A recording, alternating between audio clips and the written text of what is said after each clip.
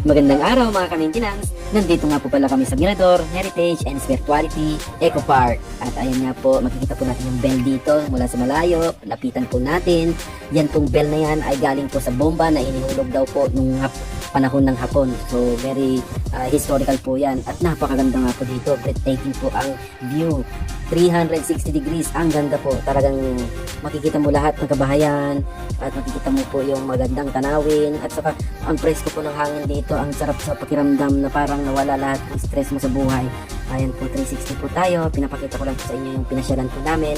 Ngayon po ay alas 8 pa lang po ng umaga. At ang sarap po kasi kami lang po yung nandito sa Mirador Heritage Eco Park. Ayan po, pinapakita ko lang po sa inyo para pag pumunta po kayo dito ay alam nyo na po kung saan kayo didiretso dito sa may pag-akyat nyo po ng Lourdes Grotto. Meron din pong daanan po sa may likod na banda at ang bayad po dito ay 100 pesos at 50 pesos naman po sa senior citizen.